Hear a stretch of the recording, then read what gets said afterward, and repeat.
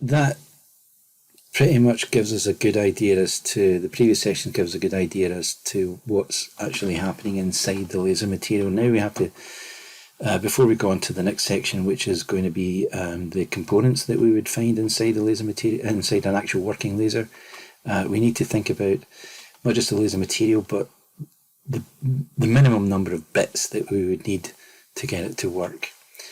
So we've got a number of processes going on. We've got gain coming from the laser material, but we will also have losses in the system. So we will have losses from some scattering inside the material. We might have some absorption. Only maybe 99% of the light is being reflected by the mirrors. So there are losses in the material, and what we need to have the laser work is we need the gain to be bigger than the losses so that we get a positive feedback loop. So we'll have a look at what I've kind of drawn here is we have a mirror M1, M2, and those have reflectivities of R1, capital R1, capital R2, and the laser material here is just, again, our kind of box of atoms that's going to do the laser action. So we've got gain happening as we travel through the material. Hopefully we've got gain going on. But as I say, we might have situations where we're getting scattering of the light in the wrong direction. We might get light being absorbed. And so we've got losses as well. Okay, so we've got our gain, gamma. We've got our losses, K, which is scattering and absorption and so on. And then we've got the loss because R1 is not 100%. And we've got loss because R2 is not 100%. So as the light bounces backwards and forwards between R1 and R2, getting more and more stimulated emission, 2 photons leading to 4, 4 leading to 8, 8 leading to 16, and so on, getting an exponential gain building up in the laser cavity, in the space between the two mirrors. Then what we need to have positive net gain is for the gain part to outweigh all the loss parts. Okay, so what does that mean in terms of our equation? We have gamma for the gain coefficient, K for some loss coefficient, say scattering or absorption or something like that. And we start off with some intensity I naught. Then if we look at the equation that we had for the absorption coefficient or the gain coefficient, we have that our intensity is equal to the initial intensity times e to the minus alpha x is what we had. We had e to the minus alpha x when we were using that in the section before. Now what we're looking for is not just that we have one term here, that we actually have two terms. We have the alpha, or if we're getting amplification, let's call it gamma for gain.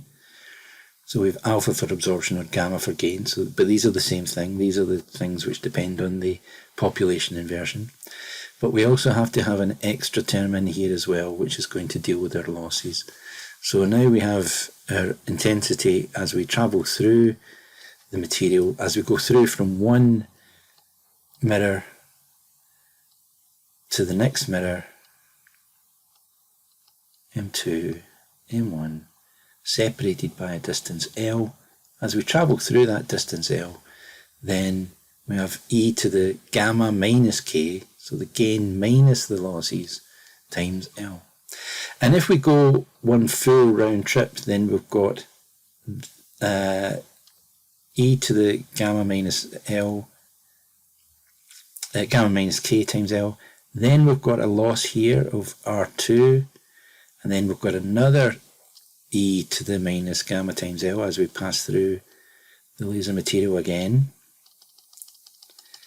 And then off that mirror, and that gives us an R1. So our intensity for a full round trip is going to be our initial intensity times R1, R2 for the losses at the two mirror surfaces, and e to the power of 2 times gamma minus k, 2 times because we're going through and doing pass on the way there and then a pass on the way back. So we can define the round trip gain as being the ratio of the intensity after one round trip divided by the initial intensity. So what we want is we want this number here to be bigger than 0. Okay, we want the round trip gain to be bigger than 1. Sorry.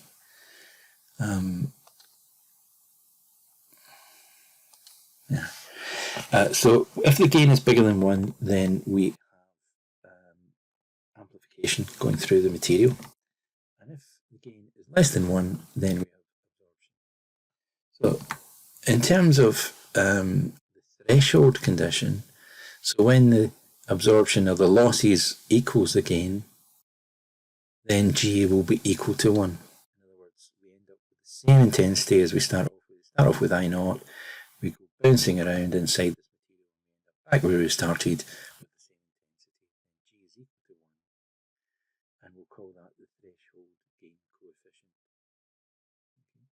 So we can work out the value for gamma in this equation and rearrange it here, and you can see that the gain that we need to get the laser working must be bigger than or equal to the losses in the material, so absorption, scattering, and so on, and the log of 1 over R1, R2, where R1, R2 is the reflectivity or reflectance of mirror 1 and mirror 2. Okay, so if we have these numbers, then we can calculate exactly how much gain do we need to get for a laser to work. Okay, that way, if we know the value for this for a particular material, then we can choose the values in our design. We can choose the values of R1 and R2. It might be that R1 and R2 doesn't need to be 99.999% reflective. It could be a bit smaller than that, depending on the value of K. So by knowing the material properties, gamma and K, then we can choose the right values for the reflectance of the mirror R1 and R2.